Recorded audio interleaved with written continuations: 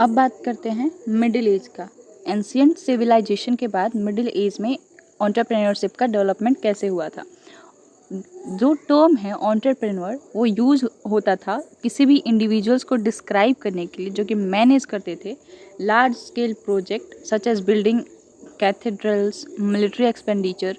ठीक है, ये जितने लार्ज स्केल प्रोजेक्ट्स हैं जो भी इन प्रोजेक्ट्स को डील करता था उसको हम एंटरप्रेन्योर कहते थे। ठीक है, ये बहुत रिस्क टेकिंग का काम होता था और मॉडर्न सेंस में बट बहुत रिस्पॉन्सिबल होता था कि कैसे हमको रिसोर्स को मैनेज करना है और एग्जीक्यूट करना है। ठीक है, सो मिडिल एज में एंटरप्रेन्योर का ये रोल था। अब बात करते हैं कि 17th और 18th सेंचुरी में एंटरप्रेन्योरशिप का डेवलपमेंट कैसे हुआ। राइट, सो जो मॉडर्न अंडरस्टैंडिंग था एंटरप्रेन्योर का वो क्या था कि एक रिस्क टेकर या फिर कोई इनोवेटर जो बिगेन करता है टू टेक शेप। राइट, जो फ्रेंच इकोनॉमिस्ट थे, एक फ्रेंच इकोनॉमिस्ट थे जो कि फर्स्ट थे अप्लाई करने के लिए बिजनेस, जो टर्म बिजनेस है उन्होंने पहले इकोनॉमिस्ट थे फ्रेंच के रिचर्ड कैंटिलर, उन्होंने अप्लाई किया था, डिफाइन किया था एंटरप्रेन्योर को एज अ पर्सन। ठीक है, जो बाई करता है एट अ सर्टेन प्राइस और फिर उसको अनसर्टेन प्राइस पे सेल कर देता है। इसका ये मतलब हुआ कि वो बहुत रिस्क बियर कर रहा है। हम शेयर मार्केट में देखते हैं कोई आजकल के शेयर मार्केट में राइट कि हम किसी सर्टेन प्राइस पे बाई करते हैं शेयर को और फिर अनसर्टेन प्राइस पे सेल कर देते हैं, तो उसमें बहुत एक हाईएस्ट अमाउंट का रिस्क होता है। सो दैट इसका जो प्रोसेस है, जो डेफिनेशन है वो दिया गया था 17th और 18th सेंचुरी में रिचर्ड कैंटिलर के द्वारा कि एंटरप्रेन्योर एक ऐसा पर्सन है जो कि बाय करता है किसी भी चीज़ को एक सर्टेन प्राइस पर और उसको अनसर्टेन प्राइस पे सेल करता है। ठीक है, अब देखते हैं कि 19th सेंचुरी में इसका क्या रोल रहा है एंटरप्रेन्योरशिप का और कैसे इवेलुएट हुआ है। So industrial revolution marked a new era of entrepreneurship in the 19th century. ठीक है, एंटरप्रेन्योर जो जितने भी थे वो सिर्फ ट्रेडर्स नहीं हुए 19th सेंचुरी में, वो इंडस्ट्रियलिस्ट भी हो गए जैसे कि हमने 17th और 18th सेंचुरी में देखा, और इन्वेंटर भी हो गए जो कि क्रिएट करते थे या मैन्युफैक्चर करते थे किस क्रिएटिविटी के साथ नई चीज़ों को। ठीक है, बिल्ड करते थे फैक्ट्रीज, रिवोल्यूशनाइज्ड करते थे इंडस्ट्रीज़ को।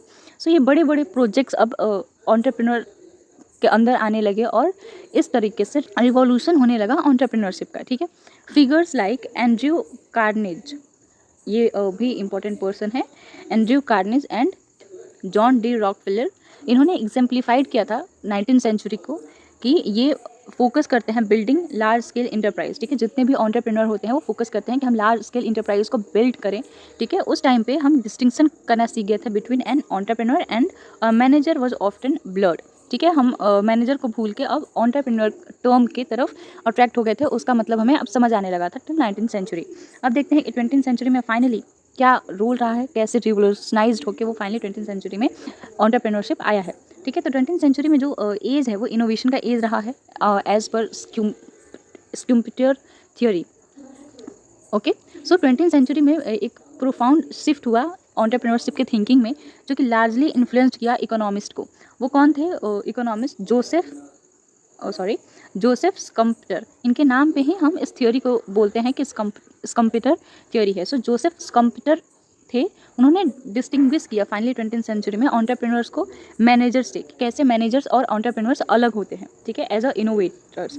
According to Schumpeter theory the primary rule of entrepreneur is introduce a new combination. ठीक है, मैनेजर जो है वो पहले से जो कॉम्बिनेशन इंट्रोड्यूस है उसको मैनेज करता है, बट जो एंटरप्रेन्योर होता है वो न्यू कॉम्बिनेशन, न्यू चीज़ों को इनोवेट करता है। ठीक है, which can be a new product obviously, या फिर मेथड ऑफ प्रोडक्शन हो सकता है, नया मार्केट हो सकता है, source of supply, new organisational structure, anything that generates profit which is creatively used. ठीक है, तो ये फाइनली 20th सेंचुरी में डिस्क्राइब हो गया था बहुत अच्छे तरीके से कि हम मैनेजर्स को और एंटरप्रेन्योर को कैसे डिस्टिंग्विश कर सकते हैं। ठीक है, late 20th and early 21st century में अगर हम बात करें तो इसमें क्या रोल रहा है हमारे एंटरप्रेन्योर का। So the information age and digital revolution, इस पीरियड को हमने द इंफॉर्मेशन एज और डिजिटल रिवॉल्यूशन कहा है। क्यों? The late 20th century witnessed the rise of personal computer and the internet, हम सबको पता है ये बात, which lowered barriers to entry and democratised entrepreneurship. ठीक है, जो कि जो इन्वेंट हुआ, कंप्यूटर्स इन्वेंट हुए, इंटरनेट इन्वेंट हुए, उन्होंने बहुत सारे बैरियर्स को ख़त्म कर दिया। ठीक है, और एंटरप्रेन्योरशिप जो था उसको डेमोक्राइज्ड कर दिया। ठीक है, डेमोक्रेटाइज्ड कर दिया। जो भी इंडिविजुअल्स थे जैसे कि स्टीव जॉब्स या बिल गेट्स, इन्होंने डिमॉन्स्ट्रेट किया क्या, न्यू आइडिया को। उन्होंने न्यू आइडिया जो है उसको पहले तो प्लानिंग करी, उस पर वर्क किया, उसको इफ़ेक्टिवली मैनेज किया, ठीक है। टेक्नोलॉजी इंट्रोड्यूस करे बहुत सारी, जो कि हमारी 21st सेंचुरी में पूरा एक मॉडर्न ईरा ही आ गया। उन्होंने ग्लोबल गेन्स जो है वो क्रिएट किया है हम्बल बिगिनिंग से, ठीक है। आज की जो एंटरप्रेन्योरशिप है वो एक ग्लोबल मूवमेंट है, driven by technology, supportive ecosystem of incubators, ventures capital and networking, ठीक है। इसका ये भी कॉन्सेप्ट है कि हम इसको एक्सपेंड करें, कैसे, सोशल एंटरप्रेन्योरशिप से, इंटरप्रेन्योरशिप से और इफेक्टुएशन थ्योरी से।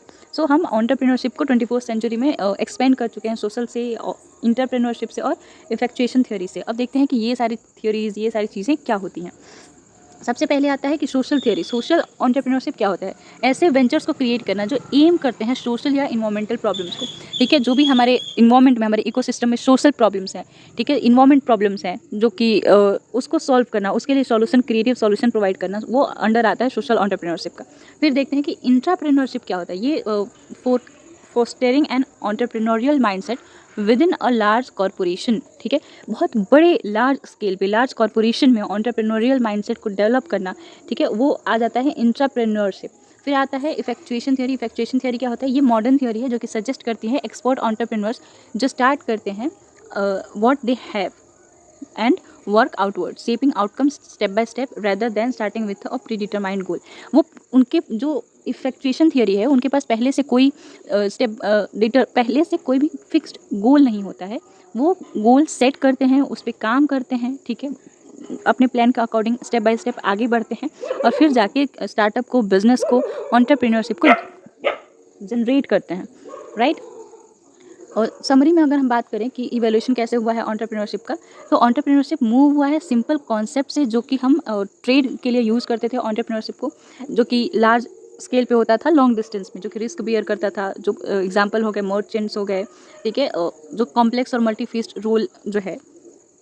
अभी के टाइम में एंटरप्रेन्योर बहुत ही कम्प्लेक्स और मल्टी फेज हो गया है। वो बहुत सारे टॉपिक्स को कवर कर रहा है और इनकम्पासेस कर रहा है इनोवेशन को, लीडरशिप को, passion for creating value, whether economic, social और बोथ। तो अभी जो पहले के ज़माने में, एंशिएंट टाइम में, एंशिएंट टाइम में एंटरप्रेन्योर सिर्फ मर्चेंट्स यूज़ करते थे और कुछ सेलेक्टिव पीपल यूज़ करते थे अपने ट्रेड के लिए, वो अभी 21st सेंचुरी में एंटरप्रेन्योरशिप का जो रोल है वो बदल के क्रिएटिविटी में इन्वॉल्व हो गया है टोटली, ठीक है, लीडरशिप में और पैशन में, जो कि इन्वायरमेंट के गैप्स को एनालाइज करके उनके लिए बेस्ट सॉल्यूशन प्रोवाइड करना और प्रॉफिट जनरेट करना, right.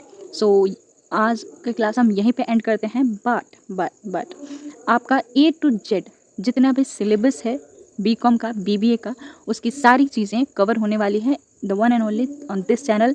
So don't forget to subscribe it. Have a great day all of you. Bye.